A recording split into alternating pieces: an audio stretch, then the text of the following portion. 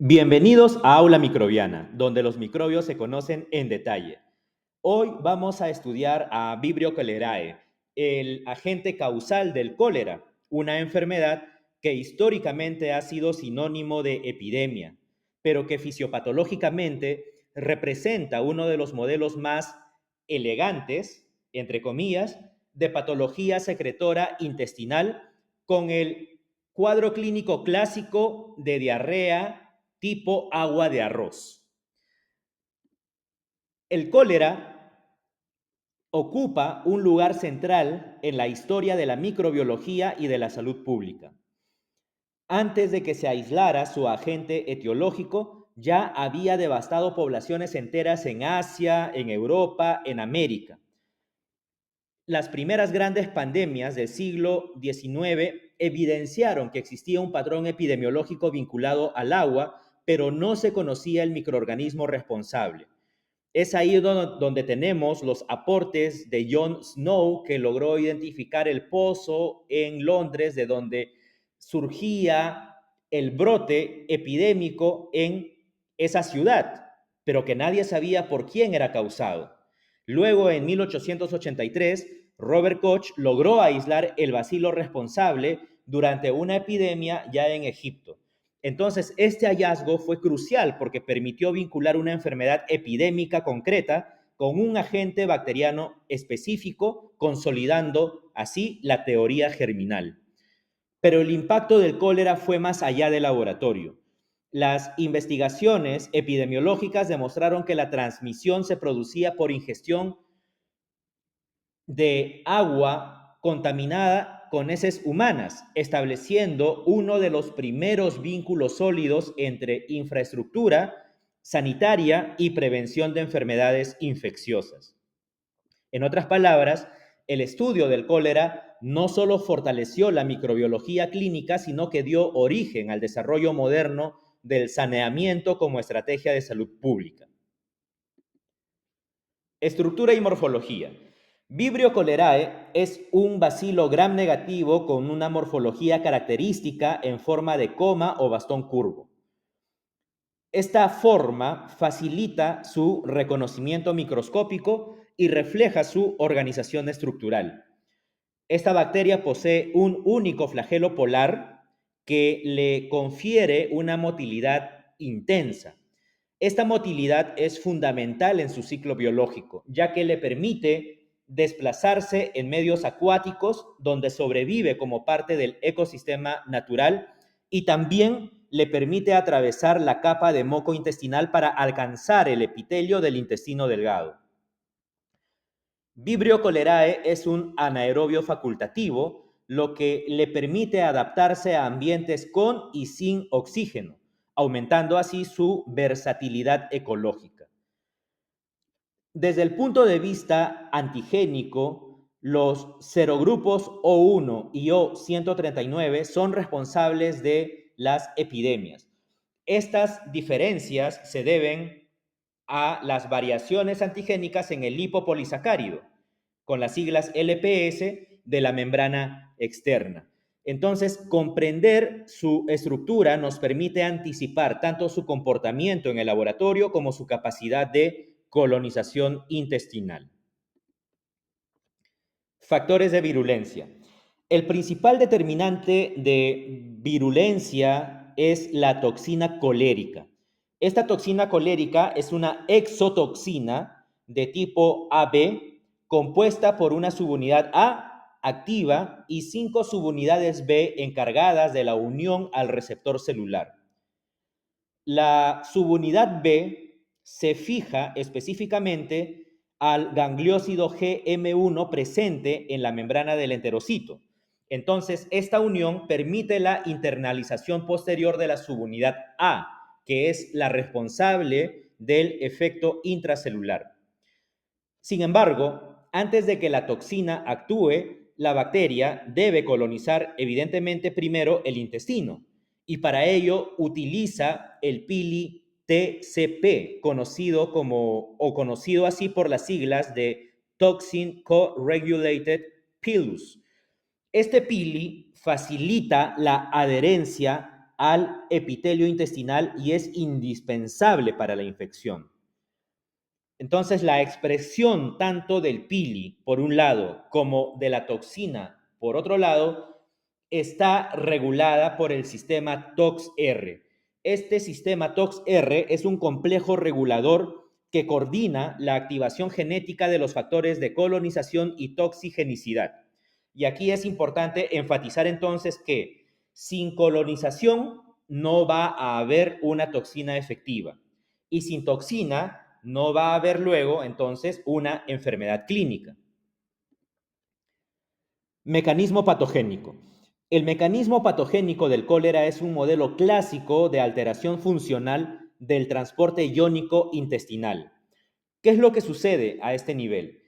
Una vez que la subunidad A de la toxina colérica ingresa al enterocito, cataliza la ADP ribosilación de la proteína GS. Esta modificación mantiene activada de forma persistente la adenilato ciclasa. Como consecuencia de esto, va a aumentar de manera sostenida el AMP cíclico, es decir, el adenosín monofosfato cíclico intracelular. Al aumentar este AMP cíclico, se va a tener un exceso de AMP cíclico y este exceso activa los canales de cloro, los canales CFTR, en la membrana apical del enterocito, provocando, evidentemente, la secreción masiva de cloro, de iones cloruro, hacia la luz intestinal. Pero no solamente los iones cloruro, los iones sodio siguen pasivamente por gradiente eléctrico y el agua también lo hace por gradiente osmótico. Entonces tenemos la salida de diferentes iones. En primer lugar, los iones cloruro, luego los iones sodio y también moléculas de agua. Entonces, el resultado es una salida, una secreción acuosa intensa, profusa, sin inflamación significativa. Esa es una diferencia con otros tipos de diarrea. Entonces, aquí está la clave. No hay destrucción estructural, lo que hay es una desregulación funcional. Entonces, este mecanismo molecular explica completamente la fisiología de la diarrea causada por Vibrio cholerae, que es una diarrea conocida como una diarrea tipo agua de arroz por las características, por el color de las heces de una persona que está infectada con esta bacteria. Respuesta inmune. La respuesta inmunológica frente a Vibrio cholerae es predominantemente mucosal, lo cual tiene sentido si recordamos que la bacteria invade profundamente tejidos, no invade profundamente tejidos ni suele generar bacteriemia. Esta bacteria no invade profundamente los tejidos a nivel gastrointestinal ni tampoco genera bacteriemia. Por ello es que decimos que tiene mucho sentido el hecho de que la respuesta inmunológica frente a esta bacteria sea predominantemente mucosal. Entonces, el sistema inmune que entra en juego es principalmente el asociado al tejido linfoide intestinal. Aquí la inmunoglobulina A secretora, la IgA, cumple un rol fundamental, un papel central. Esta inmunoglobulina IgA puede bloquear la adhesión bacteriana al epitelio y neutralizar la toxina colérica antes de que ejerza su efecto intracelular. De esta manera, limita la colonización y reduce la gravedad del cuadro. Sin embargo, la inmunidad natural no siempre es permanente. En zonas endémicas pueden presentarse reinfecciones y aunque suelen ser menos severas debido a una memoria inmunológica parcial, de todas maneras pueden presentarse estas reinfecciones. Un aspecto importante es que la respuesta inflamatoria sistémica es mínima. Y es importante recordar también que no hay invasión tisular significativa, por lo que no observamos una respuesta febril intensa en la mayoría de los casos. Este comportamiento inmunológico explica por qué las vacunas orales buscan inducir inmunidad mucosal más que sistémica. Manifestaciones clínicas. El cuadro clínico clásico del cólera es una diarrea acuosa profusa de inicio brusco, sin sangre ni leucocitos en heces. Este detalle es fundamental porque diferencia al cólera de las diarreas inflamatorias invasivas. Las heces, como hemos dicho antes, adquieren el aspecto descrito como agua de arroz, debido a la presencia de moco y restos celulares suspendidos en un líquido claro. La pérdida puede alcanzar varios litros por hora en casos severos. Entonces, la consecuencia inmediata es una deshidratación rápida. Y además, esto va a producir hipotensión, taquicardia, sequedad de mucosas, oliguria y en situaciones extremas, shock hipovolémico. Entonces, un punto clave aquí es que el paciente puede permanecer consciente y lúcido mientras está perdiendo grandes volúmenes de líquido, lo que resalta el mecanismo puramente secretor de esta infección y no un mecanismo neurotóxico ni inflamatorio severo. Entonces, la gravedad depende directamente del volumen perdido y de la rapidez con que se instaure la rehidratación. Epidemiología. El cólera se transmite principalmente por ingestión de agua o alimentos contaminados con heces humanos que contienen Vibrio cholerae. Esta es una enfermedad estrechamente vinculada a deficiencias en saneamiento básico.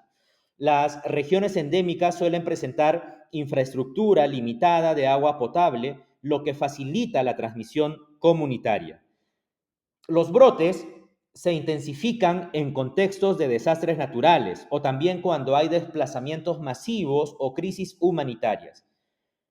Los serogrupos O1 y O139 son los responsables de epidemias y pandemias.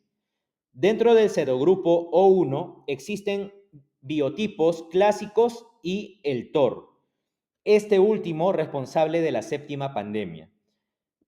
Ahora, un aspecto interesante es que la bacteria puede sobrevivir en ambientes acuáticos naturales asociándose a plancton y crustáceos, lo que explica también su persistencia ecológica. La epidemiología del cólera demuestra entonces que el determinante principal no es la virulencia aislada del microorganismo, sino las condiciones sanitarias de la población. El cólera es una enfermedad prevenible mediante infraestructura adecuada, como podemos concluir entonces. Diagnóstico. El diagnóstico definitivo se realiza mediante el aislamiento del microorganismo en cultivos de heces. Para ello, se emplean medios selectivos como el agar TCBS, donde Vibrio cholerae forma colonias características debido a su capacidad de fermentar sacarosa. En contextos epidémicos, la presentación clínica típica puede orientar fuertemente el diagnóstico incluso antes de la confirmación microbiológica. Por otro lado, las pruebas rápidas pueden utilizarse como herramienta de detección inicial durante brotes, pero el cultivo sigue siendo el estándar para confirmación y vigilancia epidemiológica. Desde el punto de vista microscópico, el bacilo curvo gram negativo puede observarse en frotis teñidos. Y es importante, por otro lado, recalcar que el diagnóstico microbiológico no solo tiene valor individual, sino también epidemiológico, permitiendo monitorear brotes y caracterizar cepas circulantes. Manejo y tratamiento. El tratamiento del cólera se fundamenta en un principio fisiopatológico simple: reponer aquello que se pierde, reponer lo que se pierde. Entonces, la piedra angular es la rehidratación inmediata. Esto es crucial. Si se está perdiendo grandes cantidades de líquidos y electrolitos, la rehidratación inmediata es fundamental. Es lo primero que se debe buscar, es lo primero que se debe hacer. Aquí tenemos que las soluciones de rehidratación oral están diseñadas para aprovechar el cotransporte de sodio y glucosa en el intestino, mecanismo que permanece intacto pese a la acción de la toxina. En casos de deshidratación severa, se requiere hidratación intravenosa con soluciones isotónicos. Ahora, por el lado de los antibióticos o los antibacterianos, estos fármacos pueden reducir la duración de la diarrea y la eliminación de la bacteria, pero no sustituyen la rehidratación. La rehidratación siempre debe instaurarse, siempre debe darse. La administración de los antibióticos, entonces, representan una indicación que es complementaria. Lo principal es la rehidratación. Entonces, cuando el manejo es oportuno y adecuado, la mortalidad puede reducirse a menos del 1%. En tal sentido, el éxito terapéutico depende de entender el mecanismo secretor y de la reposición inmediata y urgente de líquidos. Prevención y control. La prevención del cólera depende fundamentalmente del acceso a agua potable segura y sistemas adecuados de eliminación de excretas. El lavado de manos, la correcta manipulación de alimentos y la cocción adecuada reducen significativamente el riesgo de transmisión. Existen vacunas orales, en cuanto a las vacunas, existen vacunas orales que brindan protección parcial y temporal. Estas vacunas son útiles en contextos de brotes o en zonas endémicas. Sin embargo, la intervención estructural en saneamiento sigue siendo la medida más eficaz y sostenible. Entonces, el cólera es un ejemplo paradigmático de enfermedad prevenible mediante políticas de salud pública. No es una enfermedad inevitable, es una enfermedad de infraestructura. Muy bien, entonces llegamos de esa manera al final de este episodio de Aula Microbiana en el que hemos revisado la importancia de esta bacteria, el Vibrio cholerae. Y es aquí en donde es importante también detenernos en tres componentes importantes de los conceptos que hemos revisado el día de hoy. Primero, que una toxina puede alterar profundamente la fisiología intestinal sin destruir tejido. En segundo lugar, que la deshidratación es el verdadero enemigo clínico en una infección como esta. Y en tercer lugar, que el acceso al agua segura salva más vidas que cualquier fármaco, que cualquier antibiótico. Entonces, comprender el mecanismo nos permite entender el tratamiento de esta enfermedad. Llegamos así al final de este episodio de Aula Microbiana, donde los microbios se conocen en detalle. Si te gustó este video, dale like, no te olvides de compartirlo con tus compañeros, con tus colegas y no te olvides tampoco de suscribirte a este canal para los siguientes videos.